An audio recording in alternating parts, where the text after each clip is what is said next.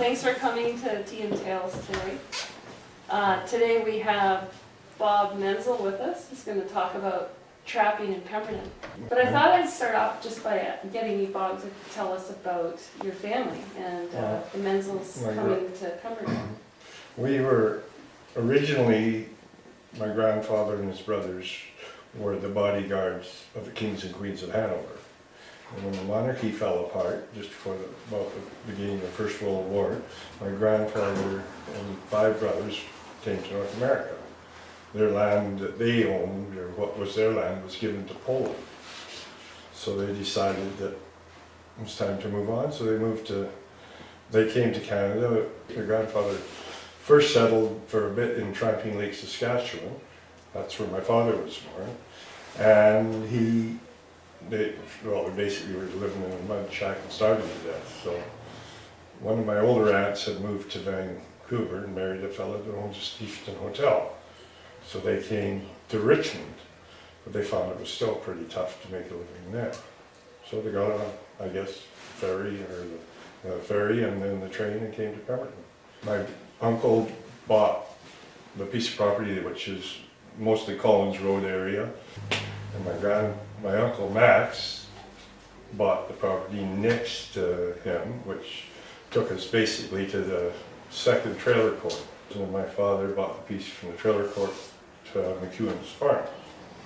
And my father, his down payment on the land came from trapping muskrats. Him and Mr. Shire, one winter in the 30s, they trapped 2,000 muskrats, which were selling around $3 a piece, which an income of $6,000 in the 30s was a big chunk of money.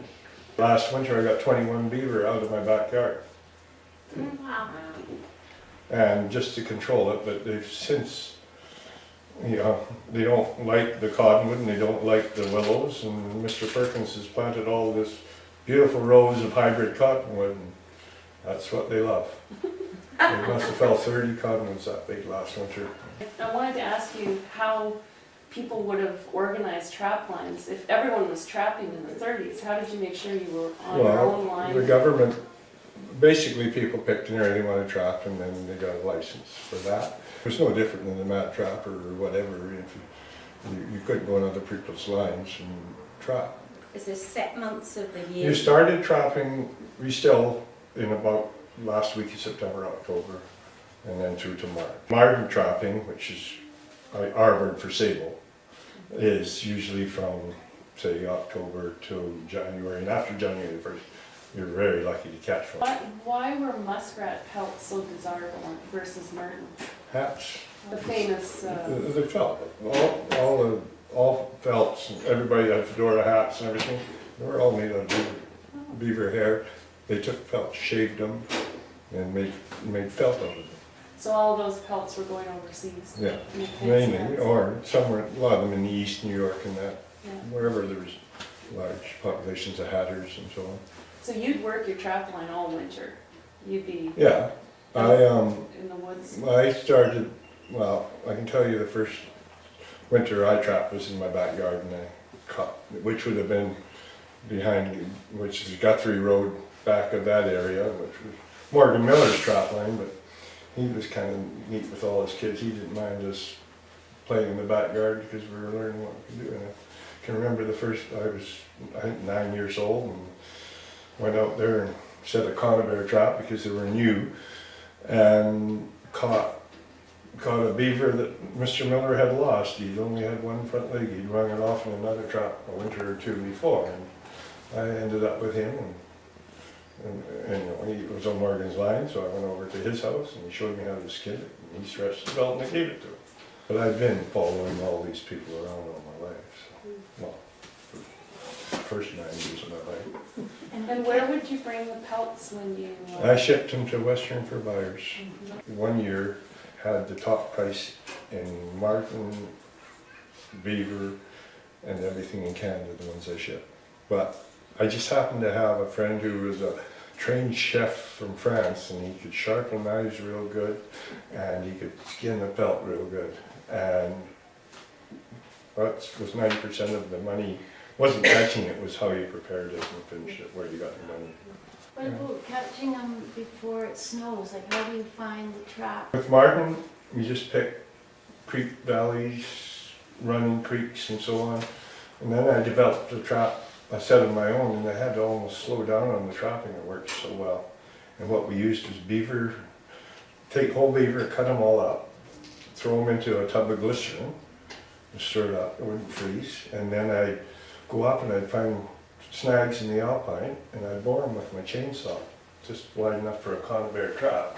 It would be this one right here. And we bent it to the back, leave a couple cuts so nothing could come in the backside, so it had to go and lean a pole up against the front of it, hang a few green branches over it, and set this in front of it. If I don't trap myself, we'll be doing good. Do I need to get the broom handle? Yeah, you can get the broom handle. We're doing some tests earlier. Yeah, we're doing some testing. This is a modern trap that was developed, I guess you'd say in the 60s, 70s. And there are safeties here. Half the time they fall off, so we don't want it. But you take the trap and you set it like that. And we had the tree already bored up with the chainsaw and the bait thrown in the back. And this would go across, stapled to the tree, the boughs hanging over it, and a little brush coming up, and it worked good for everything. I even caught wolverine in it. And it comes up the ramp, or which would be a little tree. You can push in. Oh, this it would need some fine tuning, but that's it. But I didn't take the safety off. So we'll do it again. See, I forgot to take the safety off on traps too. The hole that you've made in the tree, so What? it has to go through that square. It goes through here. Yeah. I'm going to change this a bit so it's easier to do. And now we'll do it the way. The dangerous way. With no safety. Now, did anybody eat the beaver meat? What? I take it all, I still take it. Last winter I got 20 beaver and the natives say every bit of it. And they're quite happy. I get phone calls once a week. If you got another one, you got another one. Anyhow, there, now the safeties are on. Oh, And the animal instantly has a broken neck. No suffering So, whatsoever. yeah, you were explaining this is a humane. This is called a humane trap, but if you get hooked, you can't really use it in areas where there are pets. So it's kind of a trapline trap, except where we use it, this is what we use underwater for beaver. Put them in their channels, near entrances, and so on and so forth. So you still use these today? Yeah, this is the main trap used to. And then there's, these are the other adaptions of leg hole traps. That's a reasonably modern one. They've cleaned it up here so when an animal is trapped, it doesn't break the bone in its leg. Because a lot of animals, like I said, the beaver twist off or whatever. It was pretty gross in the elements, there's no doubt. This is called a long spring. And these are coil springs. I should have my glasses on for this, shouldn't I? do we have a first aid kit? I set this with a long time. Well, these, as you see, the rust on them don't get used. But they And- still work even though they're rusty. Well, Probably you got some can survive evidence. with them. So you chain that to a tree? This would be stapled to a tree. Where would the bait go in that weight on the top You, there? well, I'll explain this one a little more. If you're trapping a coyote or anything, you don't use bait. Oh. You put it beside a post with a tree or whatever. You bury this in the ground. This was ground level, cover it with a little bit of newspaper soaked in antifreeze or alcohol so it won't freeze up. And then the coyote comes along. Anyhow, we'll make this a tree. Or wolf or whatever, not cats. That is the tree. He'll smell it, you put scent on here, he goes over to smell the scent, cocks his leg and steps in the trap. This is a wolf snare. and, or whatever. It's the best survival tool you could ever have if you're lost in the woods, because all you need to do is put that over a deer trail and you got this. Can't get back up. Lock and snap. But what we do for beaver trapping is we take, we'll say this isn't on here, it's just a long string of wire. Is that in? We fasten this trap onto here, and this would be, you know, on this other end would be weighted down in the water. So it would be a drawing set. Beaver, put some beaver scent up on the bank, put this about where his hind foot would step onto it when he comes up to land. He steps in the trap, and then he, as the trap, he'll dive for the deep water. Well, this goes down in the deep water and can't come back, so he'll drown. And it's still used today in a lot of cases. So this is a more modern version, so I'd use this in my yard probably. And I'll tell you why, because it's rubber jaws and it grips. What kind of situation would you use that? This is all you can really use on land in populated areas. And it's very commonly used by everybody now. So that's kind of the evolution. Teeth, a little bit of space which you can use so it doesn't break the bone and twist off. And then this is probably more modern than this, but this, when you're in populated areas you can't use it because you're going to get more house cats. Now, I noticed, you know, this is what we had hanging in the Yeah, shed. if you go up in the hurley, there's still piles of these traps hanging through. Now, they're all different sizes. You said there's a Yeah. sizing Yeah. system? Okay, this, let's start with the little, that would be a knot, which is the smallest, just like horseshoes. So that would be for what? It'd be for muskrat, mainly a muskrat trap. That's a small bear trap. And do you use bait for a bear? Pardon? Do you use Yeah, bait for a bait. bear? Usually, in a lot of cases, the bear had already killed it, so you just sit. Like, when we caught the bear, we trapped some bears for Fish and Wildlife, and we caught a grizzly that was 1,150 pounds and 10.5 feet long. And we caught him in a foot snare, just like that wolf snare, but it's on I can't explain it to you. It's the same thing, but it's set up on a trap, well, a long spring, say this side. And what happens is a little pulley, and when the spring goes off, the bear steps in the middle and grabs his foot and snares him.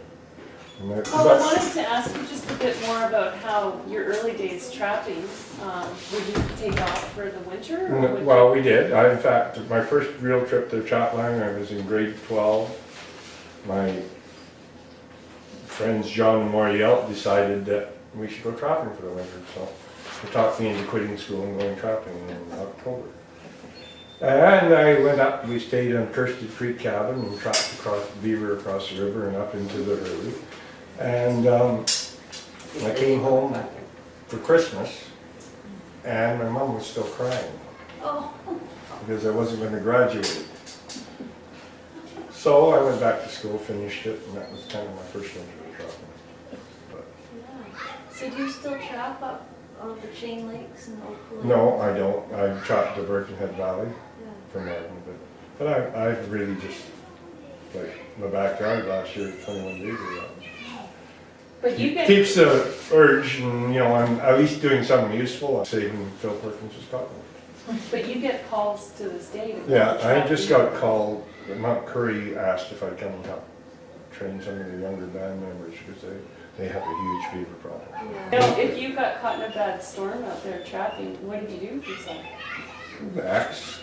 Axe, and you know, we always have enough stuff with me that, you know, like I said, I watch these Survivor series and give a person that's used to the woods an axe and a roll of wire, they can survive for the rest of their life, probably.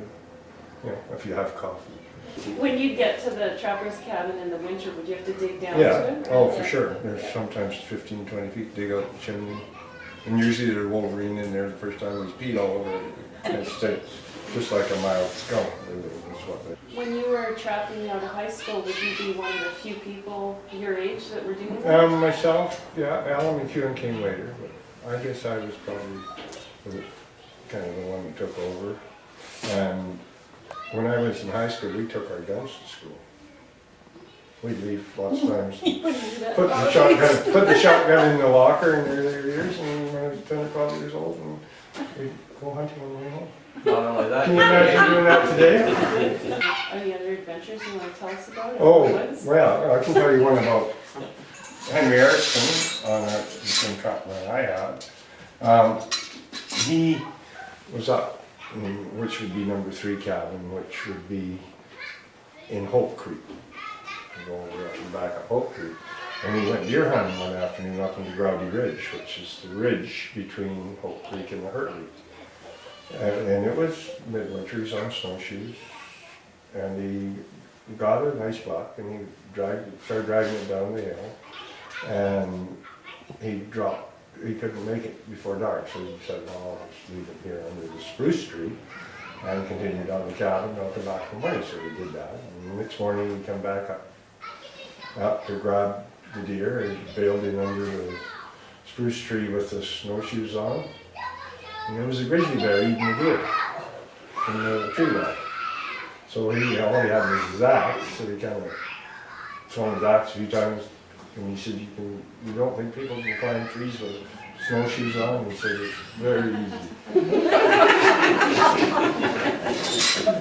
Yeah. And he sat up there for a couple hours with his snowshoes on, waiting for the grizzly to feed and leave, and then he got home, grabbed his axe and went back to the cabin. He said it was quite a surprise, all of a sudden he landed on a fur coat. Yeah. You said there were never any serious injuries out there? No, on the travel? because you have to be very careful. I don't think I even cut myself in that. But it's kind of a life and death situation. Yeah. I'm away, I wouldn't want to go traveling today because I'm a lot more careless than I was then. You think about everything. Well, you have to put yourself in a different whole mindset because even if you're up there early, who knows where you are. Yeah. And how many people would be working traplines today in the valley? There's nobody now except myself from Alan McEwen, I think, traveling a bit in this area. Yeah, no one's working. Yeah, well, the pumps aren't worth anything, and there's one beaver in my yard that's the biggest beaver I've ever seen, and haven't bothered to trap him because I think his teeth must be gone because now all he does is eat lily pad roots under the ice.